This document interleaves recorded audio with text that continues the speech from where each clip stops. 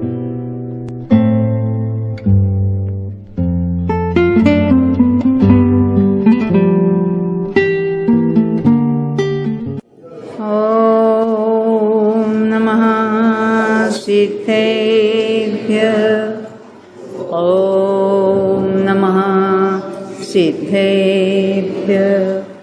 ॐ नमः सिद्धेभ्यः ॐ शुद्धात्मने नमः।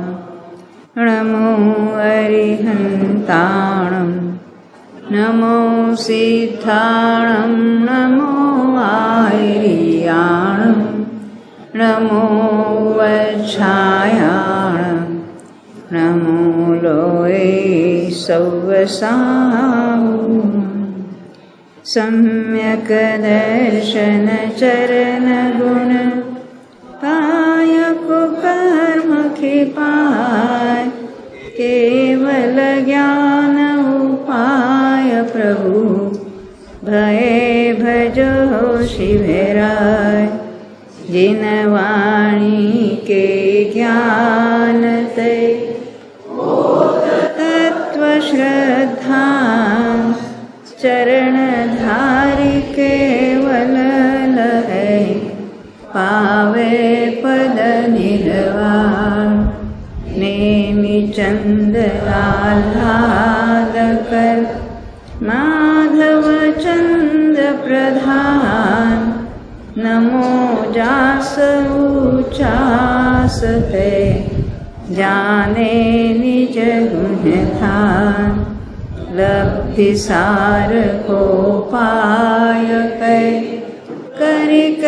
क्षपणा सार हो है प्रवचन सार सो समय सार अभिकार। जिनेंद्र भगवान की वाणी में हमें चारों ही अनुयोगों का उपदेश प्राप्त हुआ है। उसमें से कर्णानुयोग के आधार से क्षपक श्रेणी में जो बहुत सारे प्रोसेस होते हैं उसमें से कुछ स्थूल चर्चा हम यहाँ कर रहे हैं। लब्धिसार में ये विशेष वर्णन उसका आता है, और अगर पहले सम्यक्त की बात होती है फिर उपशम श्रेणी की और फिर क्षपक श्रेणी की।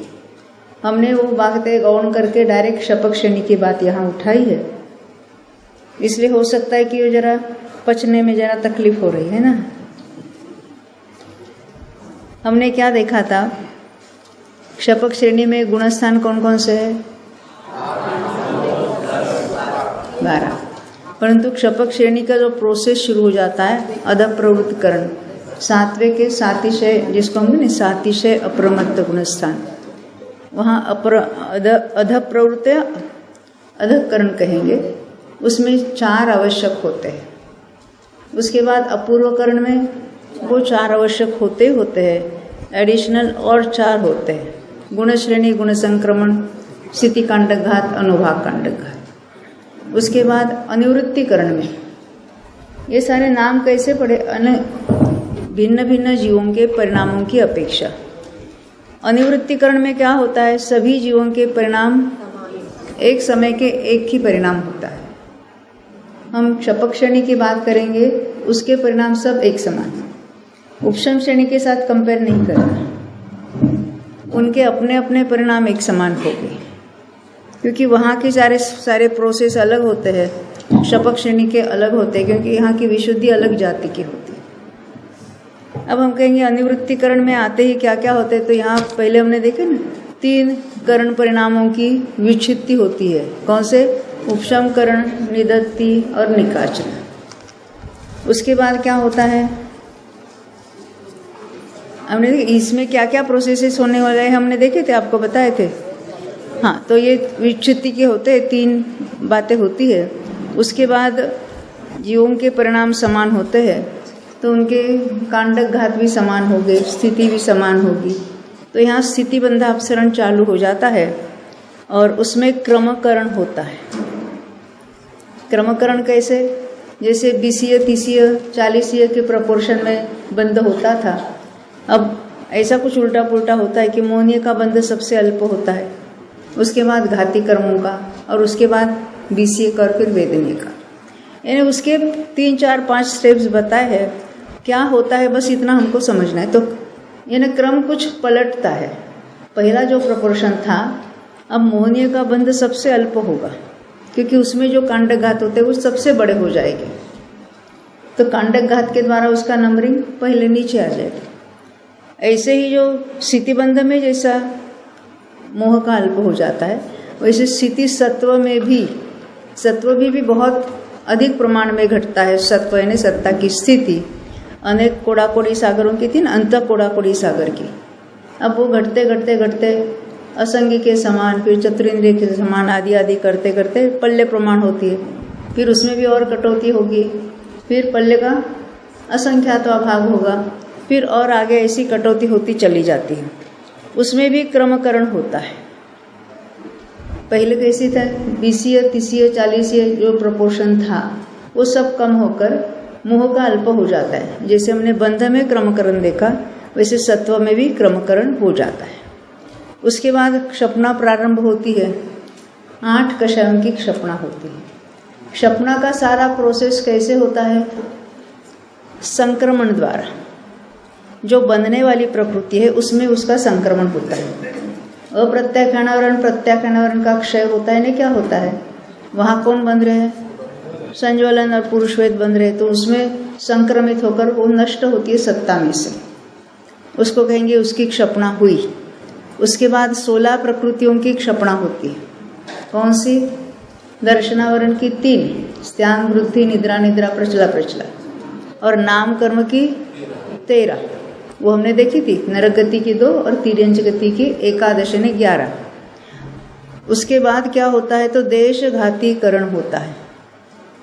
देशघातीकरण का अर्थ क्या होता है, ये जो देशघाती प्रकृतियाँ है वो द्विस्थानगत बंद हो रहा था, पर वहाँ सर्वघाती स्पर्धक रूप से बंद हो रहा था।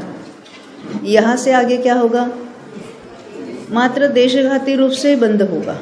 और ये किसमें किसमें होगा, देशघाती प्रकृतियों में, मोह को छोड़कर। यानी ज्ञानावरण के 4, दर्शनावरण के 3 और अंतराय के 5। तो किसके साथ किसका पहले नंबर है, बाद में किसका है, तो जो हमने 1, 2, 3, 4 वगैरह नंबर दिए, 2 के बीच में हजारों बार अंतर्मूर्धकों से स्थितिबंध अपसरण या स्थिति कांडक घात हजारों बार होते हैं। यानी इतने अंतर्मूर्ध बीच में चले जाते हैं, बाद में वो कई अन्य प्रकृति का देशघातीकरण होता है। इस तरह से ये देशघातीकरण समाप्त होता है। फिर भी स्थितिबंध कितना है, यथा योग्य पल्ले का असंख्यात्वा भाग, यहाँ पर भी स्थितिबंध हो रहा है। उसके बाद होता है अंतरकरण। पहले अनंतानुबंधी और दर्शन मुनि 3 गए थे, क्योंकि वो क्षायिक समय दृष्टि है। फिर 8 कषाय चले गए। अब कितने बाकी रहे, हाँ 13 बाकी। तो 13 के 13 में अंतर पड़ेगा। सबकी अपनी अपनी जो निश्चय रचना हुई थी, प्रत्येक प्रकृति की अपनी अपनी निश्चय रचना थी। उसमें उदय रूप एक वेद और एक कषाय, उनकी जो अंतर के नीचे के जो निश्चय रहेंगे, बाकी वो अंतर के नीचे अंतर्मूर्त प्रमाण रहेगी। और बाकी जो है उनके एक आवली प्रमाण निषेध छोड़कर ऊपर उसका अंतर होगा।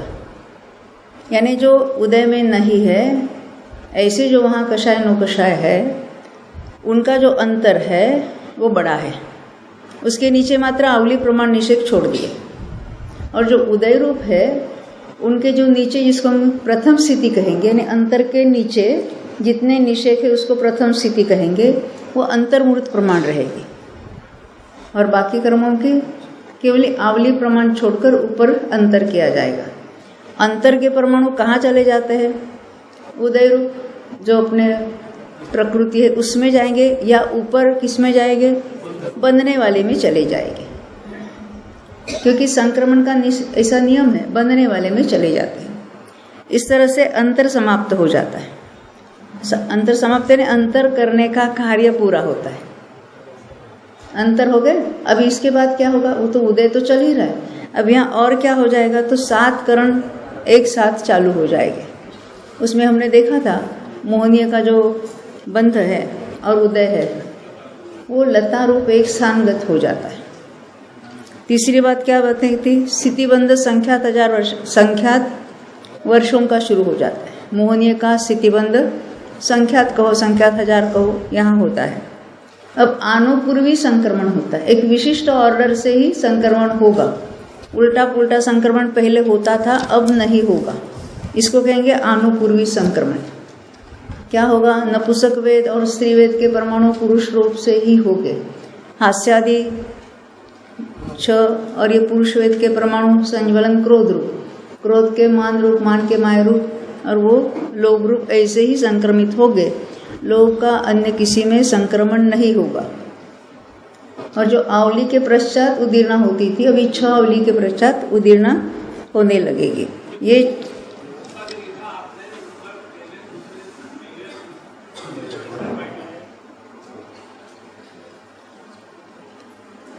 हेलो, मोह का जो लिखा करण प्रारंभ में है, मोह का लता रूप एक स्थानीय, फिर दूसरा वेद बंद उदय, तीसरा मोह का स्थिति मतलब मोह, फिर उसके बाद चारित मोह लिख रहा है। तो कारण क्या? दो अलग अलग है अर्थ क्या? ऐसा कुछ नहीं है, वो क्रमकरण होता है। उसमें क्या होता है? अनुपूर्वी संक्रमण होता है। अभी है यहाँ चारित्र मोह की बात चल रही है ना। हाँ, फिर भी चारित्र मोहनीय का, जैसे पुस्तकों में आता है ना, चारित्र मोहनीय का अनुपूर्वी संक्रमण होगा।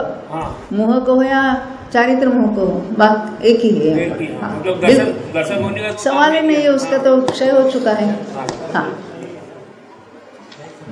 अब इसके बाद ये अनुपूर्वी संक्रमण देखा, उसके बाद क्या देखे? नपुंसक वेद का संक्रमण शुरू होता है। क्या कहे? कुछ गलत बोला?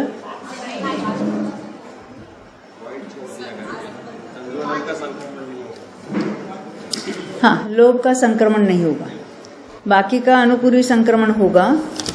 संज्वलन लोभ का नहीं होगा, और नपुंसक वेद का संक्रमण यहाँ से शुरू हो जाएगा, और वो चावली पश्चात उदीर्णा होगी। बराबर। अब नपुंसक वेद की क्षपणा शुरू होती है। नहीं, क्या होता है? नपुंसक वेद के परमाणु है वो पुरुष वेद रूप से संक्रमित होकर पूरे के पूरे नष्ट हो गए। हमने ऐसा लिया है जीव कि पुरुष वेद का उदय चल रहा है। भले कोई जीव नपुंसक वेद का उदय सहित भी होगा, उसका भी नपुंसक वेद की क्षपणा होगी। कैसे? सत्ता में जो पड़े हैं परमाणु, वो पुरुष वेद रूप से टर्न होकर संक्रमित होकर नष्ट हो जाएंगे। नपुंसक वेद के परमाणु नष्ट हो गए, और जो उदय रूप है उसका क्या होगा? अपने रूप से उदय आते रहेंगे। जब उसका उदय का काल समाप्त होगा तो क्या होगा?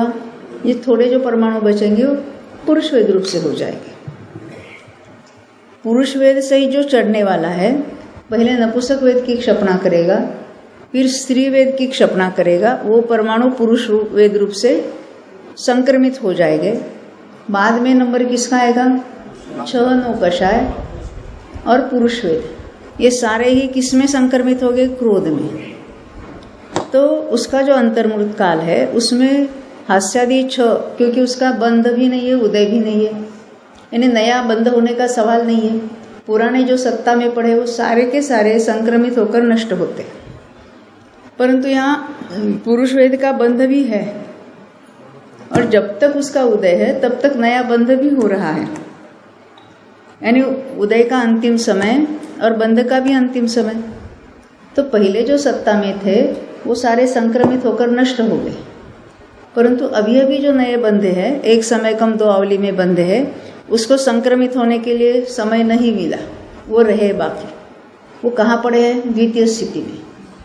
और प्रथम स्थिति में अंतर्मुहूर्त प्रमाण उसकी जो निषेध बाकी थे, उसमें से उदय में आते आते अंतिम एक आवली प्रमाण निषेध बाकी रहे। अब वो स्वरूप से उदय में नहीं आएंगे। ये पुरुष वेद, क्रोध, मान, माया वगैरह में ऐसे ही समझना। जब अंतिम आवली बाकी रहती है तो उसका उदय मिट जाता है। उसको क्या कहेंगे? उच्चिष्ठावली। उच्चिष्ट समझते ना, वो थाली में झूठन रहती ना, उसको उच्चिष्ट कहते हैं। ये क्या है? वो इतने आवली प्रमाण निषेध बाकी रहेंगे, वो पुरुष वेद रूप से उदय में नहीं आएंगे, उसको कहेंगे उच्चिष्ठावली। और द्वितीय स्थिति में जो अभी अभी नए बंध है उसको कहेंगे नवक समय प्रबद्ध।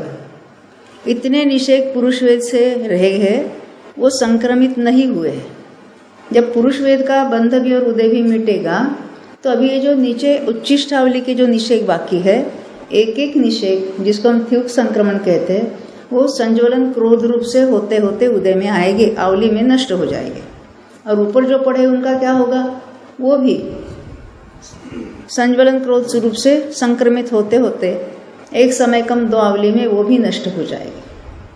उस समय क्या हो रहा है, अभी संज्वलन क्रोध के परमाणु यानी संज्वलन क्रोध का उदय भी चल रहा है, चारों का बंद हो रहा है। किसका? क्रोध मान माया लोक का। और क्या हो रहा है वहां पर, संज्वलन क्रोध के परमाणु संज्वलन मान रूप से संक्रमित हो रहे हैं।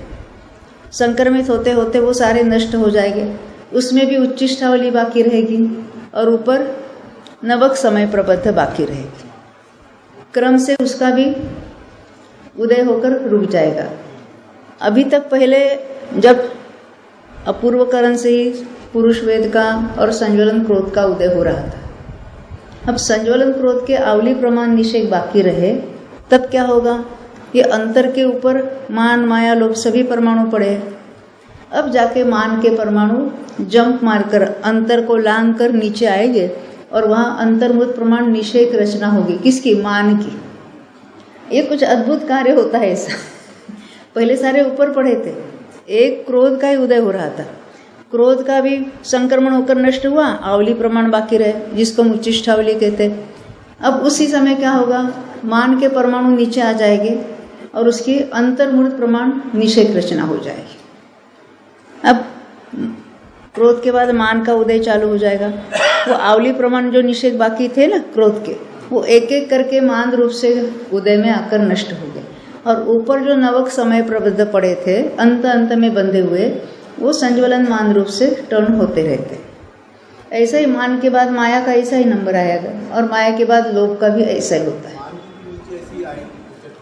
हाँ, यानी क्रोध के अंत में उच्चिष्टावली बाकी रही, तब जाके मान के परमाणु अंतर्मूर्त प्रमाण निषेक रचना हो जाएगी।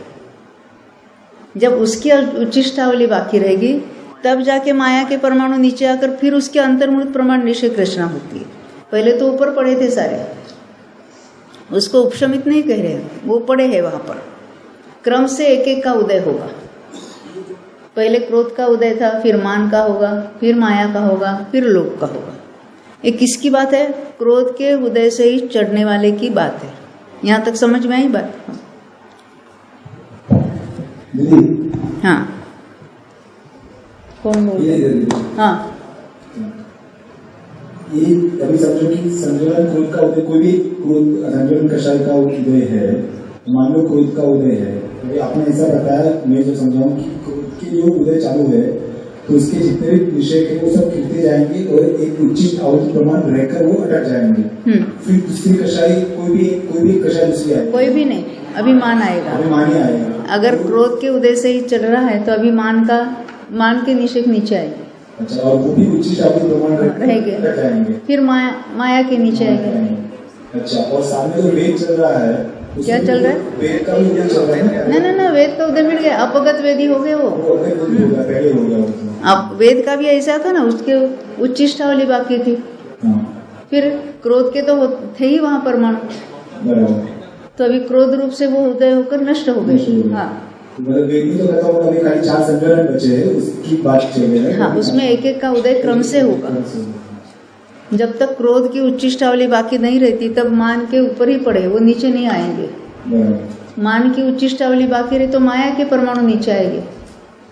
और फिर जो तीनों जो उच्चिष्टावली बचेगी, हाँ, तो लोग में तीनों की नहीं बची, आवली में वो नष्ट हो गए जाते हैं ना। तो उच्चिष्टावली में उसके कुछ निषेक रहेंगे कि वो भी? आवली प्रमाण निषेक रहेगी। हाँ। वो आवली प्रमाण काल में नष्ट हो गए। और यहाँ जैसे क्रोध की उच्चिष्टावली बाकी, उच्चिष्टावली ने आवली में कितने समय होते हैं? जगन्य युक्ता संख्या कितने समय होते, तो उतने समयों में वो टर्न होकर नष्ट हो गए, एक एक समय में उदय में आकर। और यहाँ तो अंतर्मूत प्रमाण ने अधिक संख्यात आवली प्रमाण उसकी निषेक रचना हुई है। किसकी? मान की शुरुआत में वो तो क्रोध के परमाणु नष्ट हो गए, उसकी सबकी उच्चिष्टावली बाकी रहती है, ऐसा नहीं है। आवली काल में वो तो नष्ट हो गए पर रूप से उदय में आते आते। फिर वेद के ऐसा हुआ, फिर क्रोध का भी ऐसा होगा, वो मान रूप से हो गए। फिर मान की उच्चिष्टावली बाकी रहती है, तब माया की अंतर्मूर्त प्रमाण स्थिति बनी, वो अवली नष्ट हो जाती है अवली काल में, उसका कोई विषय बचता ही नहीं है। वो सत्ता में से नष्ट होगा, तत्ता में से नष्ट होगा। हेलो, नवीन निषेक वो नीचे आते जाएंगे। फिर से मैं बोल रही जो बताई उससे नवीन निषेक नीचे आएंगे। नहीं, नवक समय प्रबंध की बात करें ना, लास्ट में बंधे वो ऊपर पड़े हैं द्वितीय स्थिति में। बाकी के क्रोध के परमाणु, जिस क्रोध की बात करें कि जो पहले से बंधे हुए थे वो तो संक्रमण से नष्ट हुए, अंत में जो बंधे हैं उनको संक्रमण होने के लिए फुर्सत नहीं मिली, क्योंकि आवली तक तो संक्रमण होता नहीं है, और जो लास्ट में बंधे तो उसमें से संक्रमण होने के लिए पूरी एक आवली तो लगेगी कम से कम। तो लास्ट में जो बंधे हैं किसी का एक निशय कभी संक्रमित नहीं, एक फाली संक्रमित नहीं हुई है, किसी के 2 फाली संक्रमित नहीं हुई, किसी के 3 फाली संक्रमित नहीं हुई, किसी का पूरा समय प्रबद्ध संक्रमित नहीं हुआ, सबको हम क्या कहेंगे? ये नवक समय प्रबद्ध कहेंगे। वो कब होगा संक्रमित? जब मान का उदय और संक्रमण चल रहा है, उस काल में बचे हुए नवक समय प्रबद्ध है। कितने हैं? एक समय कम 2 आवली, वो सारे संक्रमित होकर नष्ट होते हैं। यानी तब अभी क्रोध के कोई परमाणु बाकी नहीं है। क्रोध के उदय का अंतिम समय कब था? जब आवली और एक समय इतने निषेक बाकी रहे थे तब, यानी वो क्रोध के उदय का और बंध का अंतिम समय है। तब कितने संज्वलन बन रहे हैं? 4। क्रोध मान माया लोग। तब उसकी स्थिति कितनी बन रही है? 2 महीने। 2 महीने यानी क्रोध का मिनिमम बंद 2 महीने कहते हैं। उस पॉइंट पर चारों संज्वलन 2 महीने के बन रहे हैं। अब आगे क्या हो रहा है? क्रोध के समाप्त हो गए, अब फिर मान का उदय चलेगा, अंतर्मूर्तक मान का उदय चलेगा। मान के उदय का अंतिम समय कब होगा? उसके उच्चिष्टावली प्लस एक समय बाकी है तब। उस समय वो नमक समय प्रबंध वगैरह सब पढ़े। उस समय कितने बंद रहे? 3। जब मान का अंतिम समय है तब 3 बंद रहे, मान, माया और लोभ। कितनी स्थिति बन रही है? 1 महीना। अब जाके क्या होगा? माया का ऐसे ही चलेगा। माया का जो अंतिम समय है, बंध का भी हृदय का भी, तब कितना स्थिति बंद हो रहा है? 15 दिन, जिसको हम जघन्य बंध कह रहे हैं ना। फिर लोभ की बारी आएगी, तो लोभ के अंतिम समय में कितना बंद हो रहा है? अंतर्मुख। ख्याल में आती है ना बात? संक्रमण होकर ही नष्ट होना चलता है। जब हम कहते क्षपणा हुई, क्षय हुआ, तो क्षय हुए नहीं क्या, बाकी जो बचे हुए वो संक्रमित होते होते अन्य कषाय रूप होकर बातें चलती, उदय में नहीं आता, नष्ट हो जाते। अभी वो मान रूप हो गए। पहले सारे पुरुष वेद के क्रोध रूप हुए थे, क्रोध है वो मान रूप हुआ था, यानी आगे आगे के कषाय में वो परमाणु बढ़ते चले जाएंगे। इसीलिए ये आय द्रव्य व्यय द्रव्य कहा था ना, क्योंकि 9 कषाय में आधा द्रव्य था। इधर, हाँ इधर, हाँ इधर। अच्छा। अभी मैं बोल रही हूँ कि जो मोह का जो आखिरी में लोभ वाला है, वो तो स्वमुख से जाएगी ना। बिल्कुल। तो बादर और सूक्ष्म जो रहते हैं, तो ये बादर जा रहा है क्योंकि 10वां गुण स्थान हो जाएगा ना, फिर सूक्ष्म लोभ बचेगा। तो अभी 10वें तक नहीं पहुंचेंगे। अभी जो बादर है ना, हाँ, उसकी कृष्टि बनेगी। पहले तो बाय दैट टाइम क्या क्या हो रहा था? ये जो हम कह रहे हैं ना, ये इस रूप होता है, वो उस रूप होता है। तो पहले हमने देखा था पूर्व स्पर्धक थे, उसके बाद हो गए अपूर्व स्पर्धक, अपूर्व स्पर्धक के बाद हो गई कृष्टि रचना हो गई, यानी कृष्टि में भी उसको हमने संग्रह कृष्टि नाम दिया था। पहले स्पर्धक कहते, अभी उसकी कृष्टि बनने के बाद उसको हम संग्रह कृष्टि कहेंगे। एक एक संग्रह कृष्टि में अनंत अनंत अवयव कृष्टि या अंतर कृष्टि होती है, और ये सब ये कृष्टि रूप से ही उदय वगैरह हो रहा है। प्रथम संग्रह कृष्टि का उदय ज़्यादा, जो जिसको अनुभाग ज़्यादा है, उसके बाद द्वितीय संग्रह कृष्टि, उसके बाद तृतीय संग्रह कृष्टि। हमने डायरेक्ट आपको क्रोध का उदय है इतना ही बताया था। उसमें भी ऐसा होगा, प्रथम संग्रह कृष्टि के परमाणु उदय रूप है, उसकी उच्चिष्टावली बाकी रहेगी।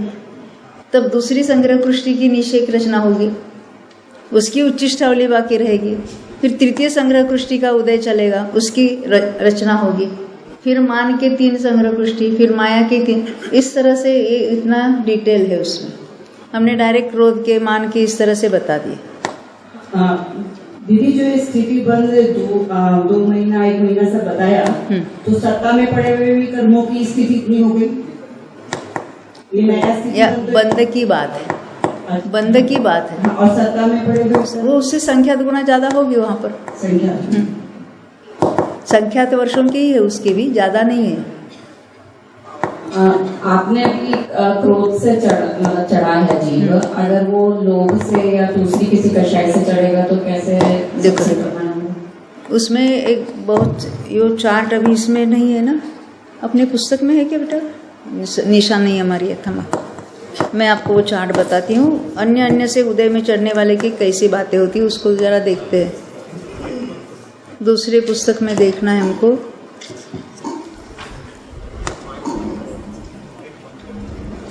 माइक बंद करना।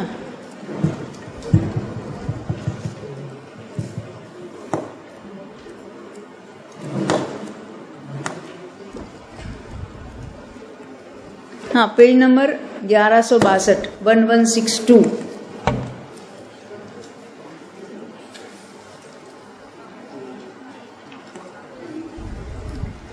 अभी यहाँ तो उसका हमने चार्ट नहीं बनाया है, अपनी अपनी पुस्तक में देखना। क्रोध के उदय में क्या होता है हमने देखा। अब जो मान से ही चढ़ने वाला उसका क्या होगा? उसका क्रोध का उदय होने ही वाला नहीं है, शुरुआत से मान का ही उदय के सहित चढ़ेगा। माइक किसका चालू है उसको बंद करना, ये आवाज खटखट आ रही है। दूसरा कौन सा है माइक? एक ही माइक चालू है, हो गया बंद। हाँ देखो ये चार्ट को कैसे पढ़ना है जरा देख लो। नीचे की लाइन हमने पहले पढ़ना है, चार्ट के नीचे की लाइन, पुस्तक दूसरी, पेज नंबर 1162, 1162। समझ में आती है बात? देखो नीचे न लिखा है ना, वो नपुंसक वेद से ही चढ़ने वाला जीव है। फिर स्त्री वेद से ही चढ़ने वाला जीव है, उसकी बात हम बाद में करेंगे। पुरुष वेद से ही चढ़ने वाला जीव है, उसके आगे क्रो लिखा है। तो क्रोध से ही जो चढ़ता है, अभी उसमें जो है ना नीचे से ऐसी ट्रायंगुलर रचना है, नीचे से ऐसी ट्रायंगुलर, वहां तक उसकी गुणश्रेणी बनी और उसके ऊपर उसका अंतर वगैरह बना। तो क्रोध की गुणश्रेणी कहाँ तक बनी? देखो पहले नपुंसक वेद की क्षपना, न यानी नपुंसक वेद की क्षपना हुई, फिर ई यानी स्त्री वेद की क्षपना हुई, फिर 9 7 यानी पुरुष वेद और 6 9 कषाय की क्षपना हुई, फिर अश्व यानी अश्वकर्णकरण हुआ, फिर कीका यानी कृष्टिकरण हुआ, और फिर वहाँ तक उसकी पहली स्थिति बनी थी। और ऊपर को ख यानी क्रोध की क्षपणा, ख यानी ते प्राकृत शब्द है वो। फिर वो अलग अलग उसकी गुणश्रेणी अलग अलग रचना बताई। माँ ख यानी मान की क्षपणा, फिर या यानी माया की और लोभ की क्षपणा। उसके जो ऊपर से नीचे आकर नए नए जो आते ना, पहले क्रोध के थे परमाणु, फिर मान क्या है फिर माया क्या है।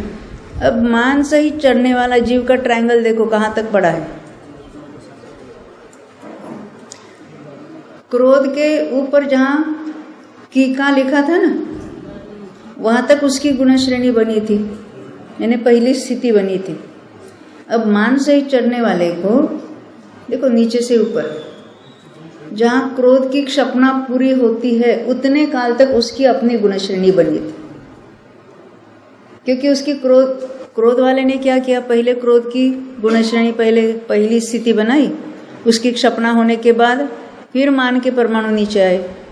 अब यहाँ क्रोध का उदय ही नहीं होने वाला है, क्या होगा? डायरेक्ट मान का ही उदय होगा। तो मान की ही गुणश्रेणी बनेगी, क्रोध की बनेगी नहीं। यहाँ पर पहली स्थिति जिसको कहेंगे, तो कितनी बनेगी? तो जब तक क्रोध की क्षपना होगी उतने काल तक की मान की ही बनेगी शुरुआत से। अब माया की बात देखो, या के आगे लिखा है ना, या यानी माया, उसका जो ट्रायंगल बना था वो और बड़ा था। माया की क्षपणा है, मान की क्षपणा, वहां तक की माया की ही गुण श्रेणी बनी। अभी समझने में जरा कठिन है, फिर भी लोभ के उदय से ही चढ़ने वाला, शुरू से ही अंत तक एक ही लौक की हो जाएगी गुण श्रेणी। अन्य में क्या हो रहा था, एक के बाद दूसरा ऊपर से नीचे आता था, फिर उसकी गुण श्रेणी या प्रथम स्थिति बनती थी। आगे आगे वाले कषाय सहित तो पहले की जो क्षपणा काल है वहां तक की उसकी अपनी अकेले की गुण श्रेणी बनती थी या प्रथम स्थिति बनती थी। ख्याल में आई इतनी बात? नहीं आई तो भूल जाना।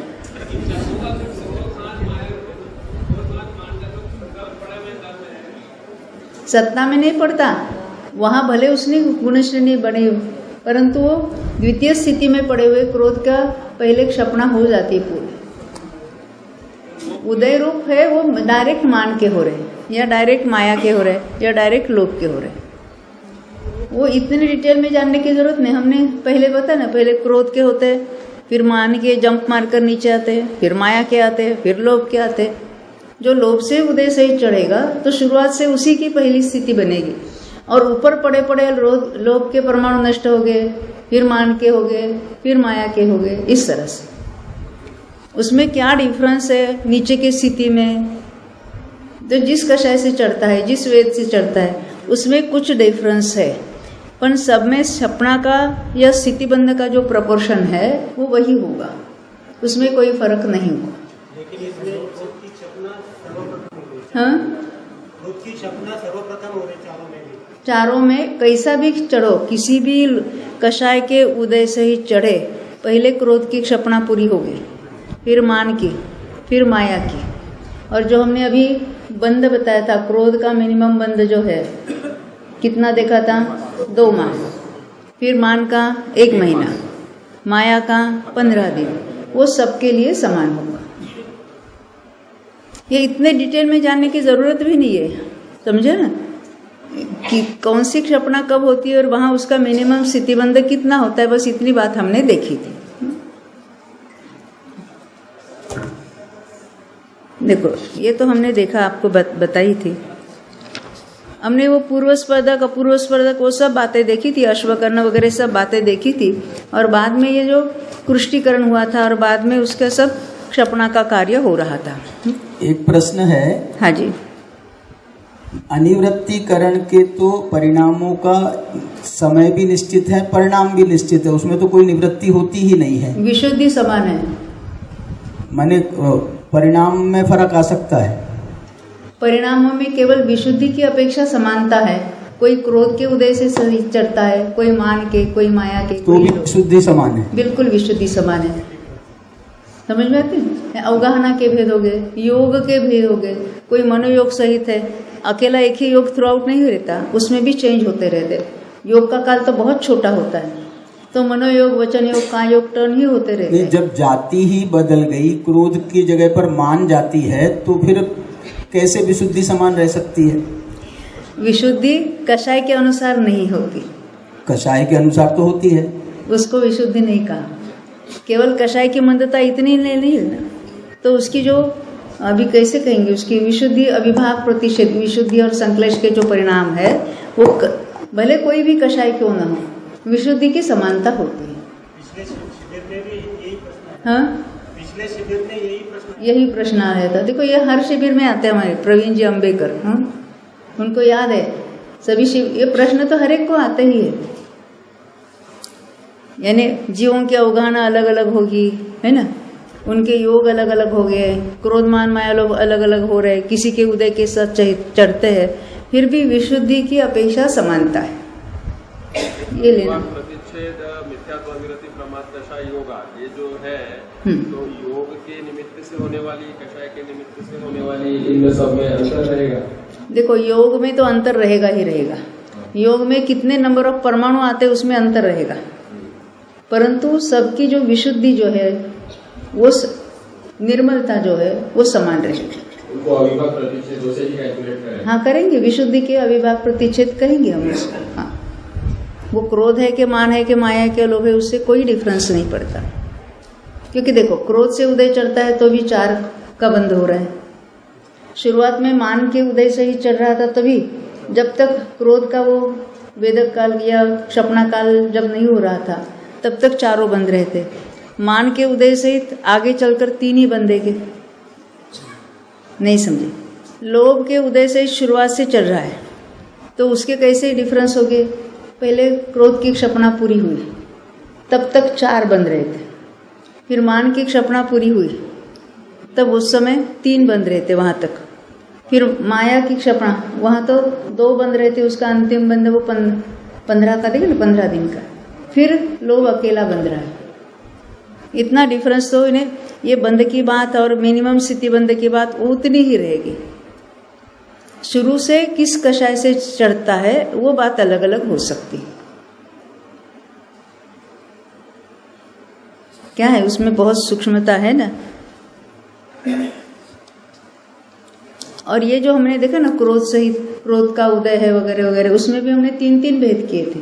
पहले क्रोध की पहली संग्रह पृष्ठिका वेदक यानी उदय वाला होगा, फिर दूसरी संग्रह पृष्ठिका, फिर तीसरी का, यानी वो केवल पूर्व स्पर्धक या अपूर्व स्पर्धक रूप से उदय नहीं है, संग्रह पृष्ठि रूप से उदय चल रहा है, क्योंकि इतना अनुभाग मंद हुआ है और अभी उसकी क्षपना होने वाली है। जो लोभ से चढ़ता है, लोभ से इधर हाँ, जो लोभ शीतल भाई, हाँ, लोभ से जो चढ़ता है उसकी प्रथम स्थिति लंबी होगी, और जो मान से उससे कम होगी, ऐसा ना?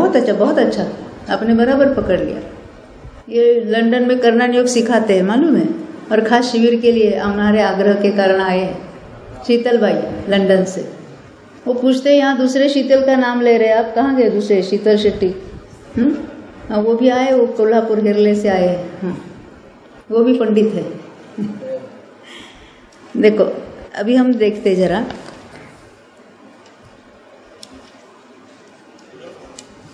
बहन जी, हाँ, वेद के संबंध में थोड़ा पूछना था।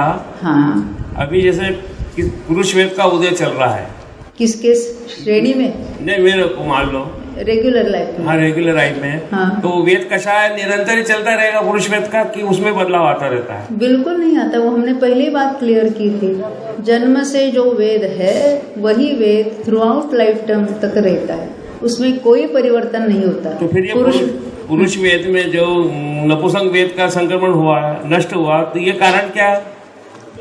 ऐसा ही वस्तु का स्वरूप है। तो पूर्व का बना हुआ वो माने सत्ता में पड़ा हुआ। जरा सुनो,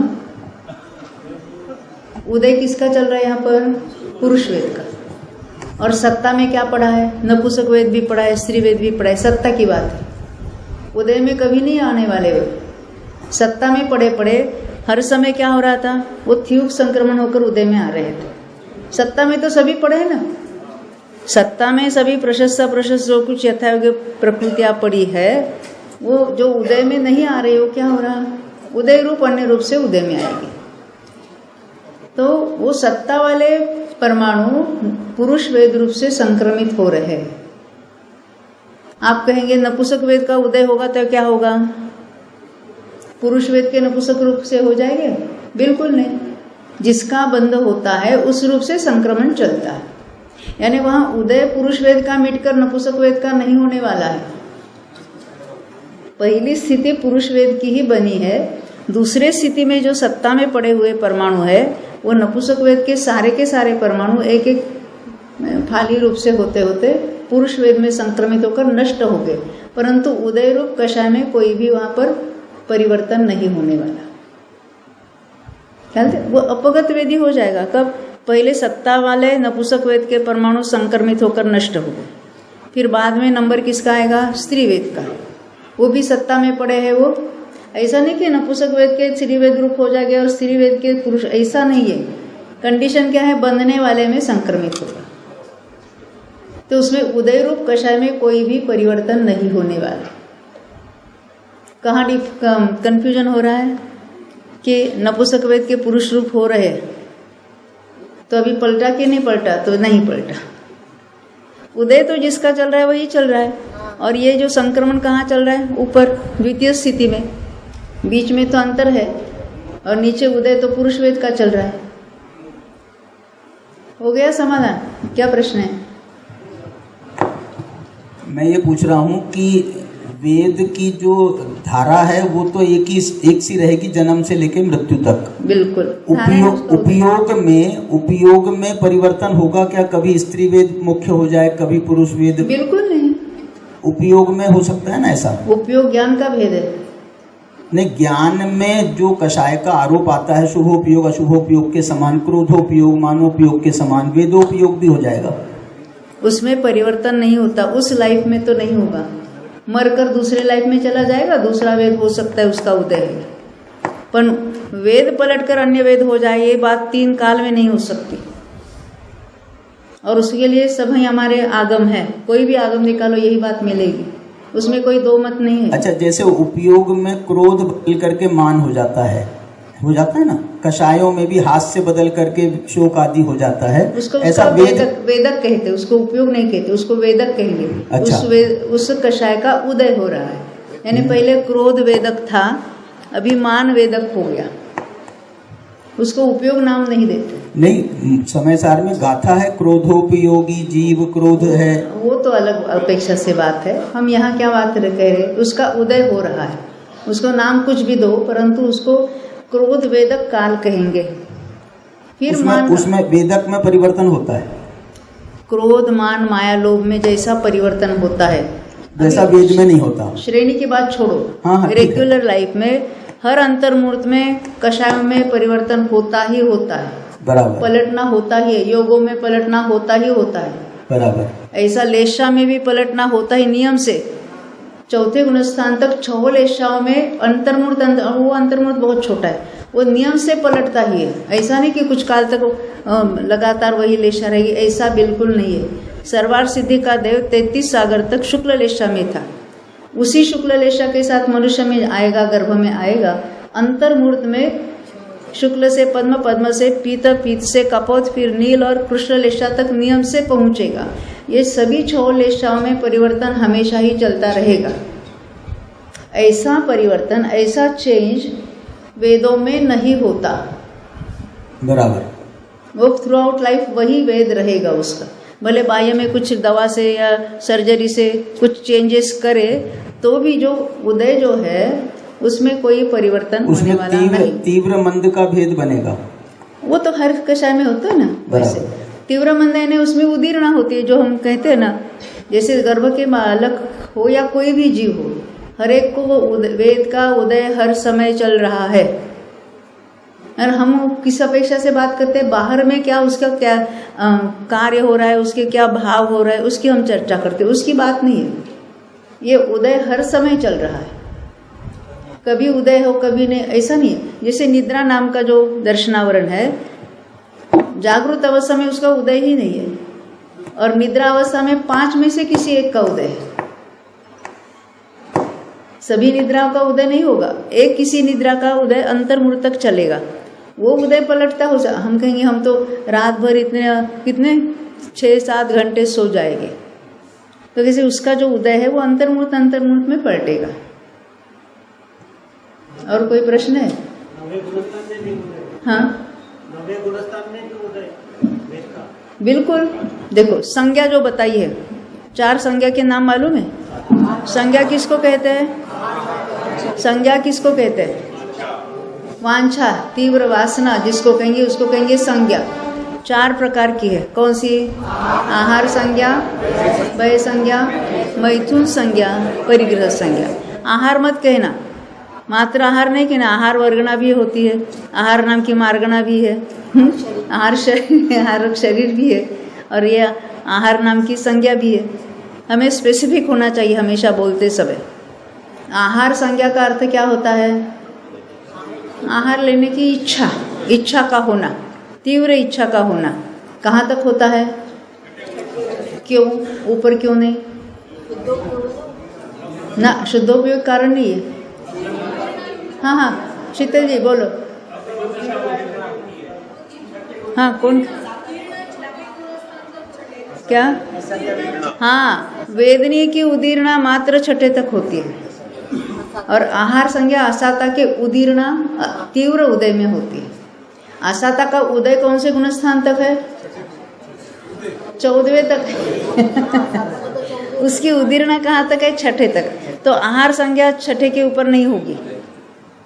समझ में आती है बात? तो उदीर्णा ही नहीं है तो अरे सातवें वाले को आहार संज्ञा नहीं है तो केवली के आहार की संज्ञा हो जाएगी, इच्छा हो जाएगा, समोसे छोड़कर वो कवलाहार ले, कहाँ से बात आई? और जनरल संक्रमण जो सप्ताह में परिक्रम होता रहता साथ ऐसा ये नहीं। क्रोध का उदय चल रहा है, मान का भी समय आ गया तो मान क्रोध रूप होकर निकल जाएगा। हाँ, क्यों संक्रमण में वहाँ चलता है। ऐसे ही वेद में भी मानो उसका काल आयन आता ही रहता है हर समय। उस भव में स्त्री वेद के सत्ता में दो सब पड़े हैं, पुरुष वेद के, नपुंसक वेद के, स्त्री वेद के परमाणु सत्ता में पड़े हैं। और एक लाइफ में अभी उसका पुरुष वेद का उदय चलेगा थ्रू आउट। तो हर समय में ये नपुंसक वेद के और स्त्री वेद के परमाणु एक समय में उदय रूप होकर, किस रूप से? पुरुष वेद रूप से उदय होकर वो चलेगी उसकी बात। अच्छा, वेद जीवन पर्यंत एक ही रहता है। अब मुनि महाराज ने अभी ब्रह्मचर्य लिया, मुनि हो गए, छठे गुण स्थान, छठे सातवें गुण स्थान वर्ती भावलिंगी मुनि हो गए। उनके वेद का क्या होगा? उदय चलेगा। तो ब्रह्मचर्य का क्या होगा? आपके वैसे परिणाम नहीं है। अरे तो 5 मुनि की बात छोड़ो, 5वें गुण स्थान में उसने ब्रह्मचर्य प्रतिज्ञा ली है, प्रतिमा है ना वहां पर, उसके ऐसे परिणामों में कोई खोट नहीं है, ना ही ऐसे परिणाम वहां हो रहे हैं। वो कर्म जिस रूपे बंधन था उस रूप से उसका उदय चल रहा है, वो केवल ज्ञान का विषय है। नहीं, मतलब उदीर्णा का अभाव हो जाता है क्या? 5वें छठे आदि गुण स्थानों में उदीर्णा, वेद की उदीर्णा नहीं होगी, वेद का उदय चलेगा, ऐसा तो चलता रहता है।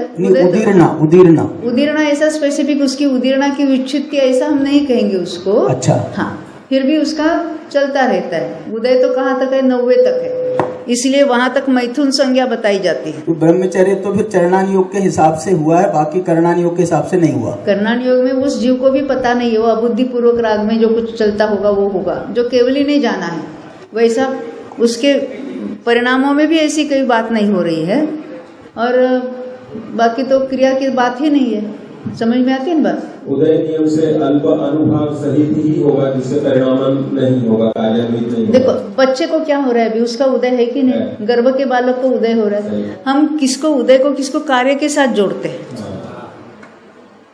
ऐसा रेगुलर उदय में कोई उसका भाव भी नहीं पलट रहा है। समझ में आती है ना बात?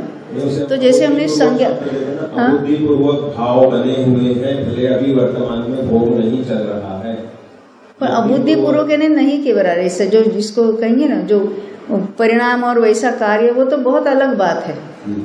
तो केवल ज्ञानी ने उसके जाने हैं कहाँ तक उदय है। जैसे आहार संज्ञा कहाँ तक बताई हमने? छठे तक। और भय संज्ञा तो हम संज्ञा किसको कहेंगे? तीव्र इच्छा को। तो भय की इच्छा है, हाँ, भय से भागने की इच्छा हो जाती है, छुपने की इच्छा होती है, उसको भय संज्ञा कहेंगे। वो कहाँ तक है? जहाँ हमने उदय की विच्छित्ति देखी थी, आस्य रति अरति शोक भय जुगुप्सा की, वहाँ तक उसका उदय बताया। तो वहाँ तक हम कहेंगे, क्या कहेंगे? भय संज्ञा है। और वेद की मैथुन संज्ञा कहाँ तक बताई है? 9वें गुणस्थान के पहले भाग तक। जब तक वेद का उदय है तब तक वो संज्ञा बताई जाती है। अरे वहाँ कार्य क्या, उसका परिणाम भी कुछ ऐसा नहीं है। आहार का परिणाम 7वें गुणस्थान में भी देखा जा रहा है ना, परिणामन अलग बात है और वो संज्ञा अलग बात है। जो बाहर की प्रवृत्ति बात अलग होती है और वो संज्ञा का जो परिणाम, उदयना का परिणाम, वो बात अलग है। हाँ, वैसे बाह्य हम उसको परिणाम के साथ हो रहा है ना वहाँ। 6ठा 7वां तो मुनि का स्वरूप ही है, परंतु कर्मों में बहुत सारे अभी 7वें में असात वेदनीय नहीं बन रहा है, या उदय रूप या बंध रूप, जो इतने सारे वेरिएशंस हमने देखे 6ठे 7वें में, ये सब केवल ज्ञान गम्य बातें हैं और वो बताई जाती है। ये हमारे ज्ञान का विषय है। अच्छा, ये जो 9 कषाएं हैं, वेद के साथ में 9 कषाएं हैं। हाँ, इसमें अनंतानुबंधी अप्रत्याख्यान प्रत्याख्यान के भेद हैं क्या? नहीं, बिल्कुल नहीं। भाव दीपिका में उसका वर्णन आता है। वो तो भाव दीपिका की बात आती है, अलग बात आती है, परंतु उसमें मैंने कहा ना, क्या कहा? तीव्र मंदता का भेद होगा। अभी उन्होंने अपनी अपेक्षा लगाकर जो चौथे गुणस्थान वाले होगा तो उसके अनंतानुबंधी वाला नौ कषाय नहीं है ऐसा कहेंगे वो। पर ऐसा तो आप भी बोलो ना। करना हम नहीं बोलेंगे, जब तक हम कर्णान योग के ग्रंथ में नहीं पढ़ेंगे तब तक हम क्यों बोलेंगे। प्रकृतियां 52 नहीं है। हाँ, 9 कषाय की अनंतानुबंधी आदि ऐसी प्रकृतियां नहीं है, नहीं होती। उसमें तीव्र मंद होगा, मिथ्यात्व के योग्य। जैसे हास्य कषाय जो मिथ्या दृष्टि को है और जो मुनिराज को है, डिफरेंस है कि नहीं है। अब एक इंद्रियों को हास्य कषाय है कि नहीं है। नहीं आप तो बोल रहे हो नहीं है, डिफरेंस नहीं है। उसको उस जाति के नाम से ऐसा नहीं बताया। मंदता तीव्रता का भेद होगा, बिल्कुल होगा। ठीक है, हम अपनी ओर से कोई नाम नहीं देंगे। जब तक हम शास्त्र में नहीं पढ़ते हैं तो हम क्यों वैसा नाम लेंगे। कोई भी डेफिनेशन जो कर्णान योग के ग्रंथ में है वही अपने को लिखना है या बोलना है। भले हमें उसमें से कुछ बातें समझ में आए नहीं आवे, उसका हम एक्सप्लेनेशन करते तो उसमें बिल्कुल करना, जरूर करना। पर डेफिनेशन में कोई अपनी ओर से परिवर्तन नहीं करना, ये हमारी बहुत बड़ी जिम्मेदारी है। ऐसा मान सकते हैं कि आगम बहुत सारा नष्ट हो गया, उसमें चला गया होगा वो। ऐसा नहीं, क्योंकि हमें पुष्टि करना है अपने कथन की, इसलिए आगम नष्ट हो गया कहेंगे, ऐसा नहीं चलेगा। नष्ट तो हुआ, कितना बाप रे कितना सा बचा है, कितना सा बचा है उतना पढ़ा है आपने, वो तो आपने पढ़ा। हमने तो पढ़ा भी है, और जो नष्ट हुआ उसको हमने डेवलप भी किया, रीडेवलप भी उसको बनाया भी है, डिराइव भी किया है। हाँ, मेरा निवेदन ये था, कषाय के भेद जैसे असंख्यात लोक प्रमाण बनने की है, असंख्यात लोक गुण शब्द यूज करेंगे उसके लिए, तो उसमें जैसे हमने ये 9 भेद जो है 9 कषाय के, ये अनंतानुबंधी आदि के अनुसार कर सकते हैं ना, ऐसे विस्तार करने के लिए इस अनेक प्रकार से अविभाग प्रतिच्छेदों की अपेक्षा उसमें डिफरेंस करो ना आप, हम नहीं कहेंगे ना। अनुभाग की अपेक्षा बात करेंगे तो अनंत भेद हो जाएंगे। हाँ, तो इसमें जैसे अनंतानुबंधी या प्रत्यक्षानुवरण के हिसाब से दोनों कषाय को हम डिवाइड करते हैं 4 रूप में, 36 उसको उस नाम से कहीं हमने सुना नहीं है, पढ़ने में नहीं आया। पर भाव दीपिका को हम कर्णान योग का ग्रंथ वैसे स्टैंडर्ड रूप से ऐसा नहीं कहेंगे, वो उन्होंने अपनी ओर से कुछ बताया होगा। क्यों मैं कह रही हूँ, अभी उसमें उपशम श्रेणी में सारे क्षपक श्रेणी की बातें बताई है, क्षपक श्रेणी में उपशम श्रेणी की बातें बताई। अब उसको अगर हम स्टैंडर्ड मानेंगे, उन्होंने ऐसा ही लिखा है, लब्धिसार के अनुसार हमने ये लिखा है। नहीं, उसमें ऐसा हो सकता है कोई प्रिंटिंग मिस्टेक होगी। अरे नहीं, प्रिंटिंग मिस्टेक पेजेस के पेजेस हो सके। नहीं, अरे एक हेडिंग में परिवर्तन कर दो, जहाँ छपक श्रेणी का वर्णन है वहाँ उपशम श्रेणी लिख दो। दोनों को मिक्स हो गया ना। नहीं, आप तो बोल रहे थे बिल्कुल उल्टा है। बिल्कुल उल्टा है नहीं, आप मेरी ये सुनना, उसमें से जो लेक्चर्स है उसमें हमने डिक्टेट करके बोला है कहाँ क्या क्या डिफरेंस है। पूरा का पूरा ऐसा नहीं है कि इसका है उसका पूरा का पूरा वहाँ लगा, ऐसा भी नहीं है। बहुत उसमें ज़्यादा बातें, अभी किसने ट्रांसलेशन किया उनके ख्याल में क्यों नहीं आया मुझे पता नहीं है। हिंदी ट्रांसलेशन, हस्तलिखित ग्रंथ देखना चाहिए, भाव दीपिका की जो हस्तलिखित प्रतियां हैं उसमें देखना चाहिए, बिल्कुल देखना चाहिए।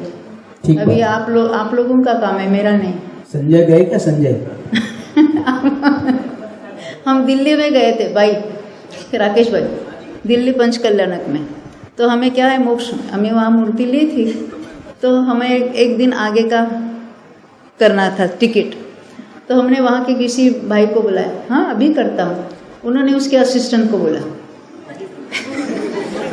क्यों दिल्ली वाले, इसलिए इन्होंने दिल्ली छोड़कर बेंगलोर गए, क्यों राजू भाई। तो असिस्टेंट ने उसके असिस्टेंट को बोला, उसके असिस्टेंट ने उसके असिस्टेंट को बोला। अंतिम दिन तक हमारा रिजर्वेशन हुआ नहीं। फिर पूना के मेरे भाई उदय भाई को मैंने फ़ोन किया, ऐसी बात है। उन्होंने आधे घंटे में मेरा रिजर्वेशन करके दे दिया। तो तब से हमने दिल्ली वालों का बहुत उपकार माना। कोई दिल्ली वाले हो तो माफ करना भैया।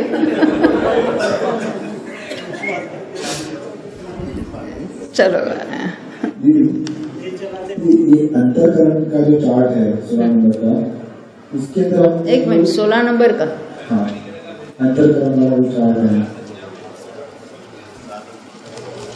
हाँ जी, हाँ, इसमें उदय रूप जो 11 लिखा है, फिर से इसमें उदय रूप 2 प्रकृति और अनुदय रूप 11 प्रकृति। हाँ, तो इसमें ऐसा लगता है, देखो इनको कहना है वो 16 नंबर के चार्ट में, वहाँ प्रकृतियाँ कितनी थी?